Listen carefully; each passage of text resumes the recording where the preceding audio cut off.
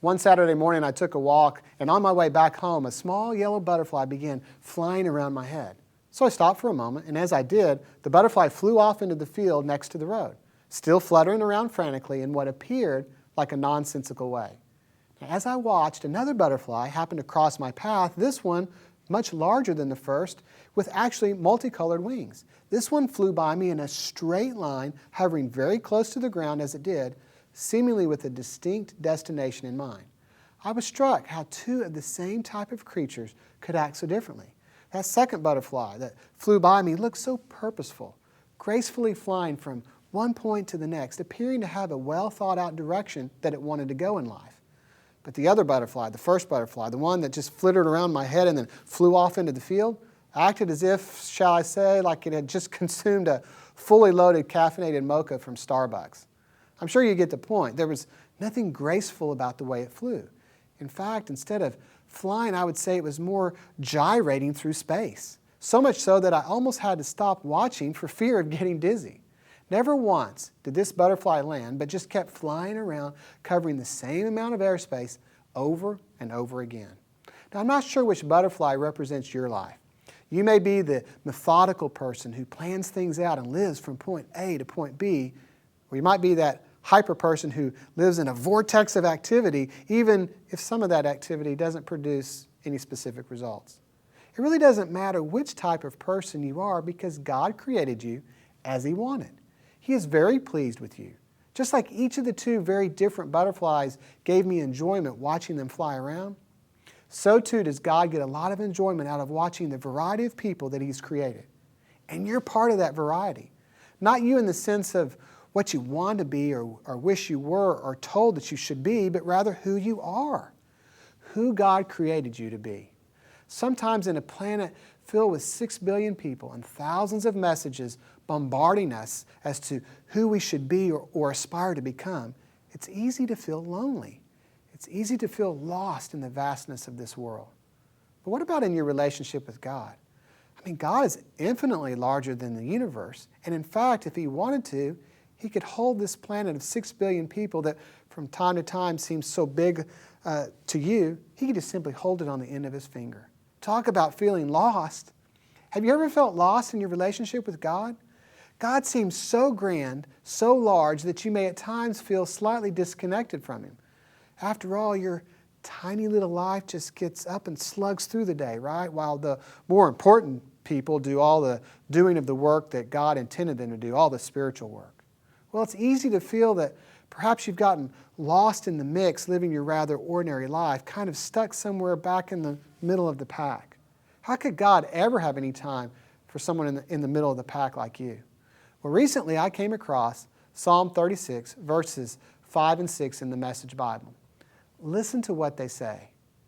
God's love is meteoric, His loyalty astronomic, His purpose titanic, His verdicts oceanic. Yet in His largeness, nothing gets lost. Not a man, not a mouse slips through the cracks. Now, words like meteoric and astronomic and titanic and oceanic sound pretty big to me. Yet even these words can't describe God. Yet it's what is said in the midst of God's grandness that speaks to me. Your seemingly small, insignificant life never gets lost in the largeness of God.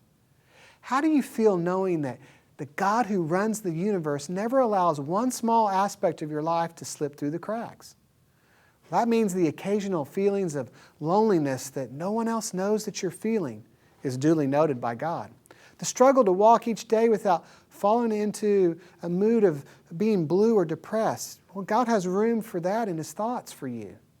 Sometimes the exhaustion you feel at the end of the day, just living life, God sees and understands. I think we all agree that God's capacity to love is beyond measure. But I wonder if we feel like sometimes in God's vastness, He loses us. In those times of knowing that He's near in our mind, but feeling otherwise, you need to remember that the same God who sent His Son Jesus to die on the cross for you is the same God who lays it all out on the line for you each day. He is deeply acquainted and engaged with even the trivial parts of your life. I think what God is communicating through the delicate lives of two distinct butterflies is that it's okay to be who you are, to live as He created you.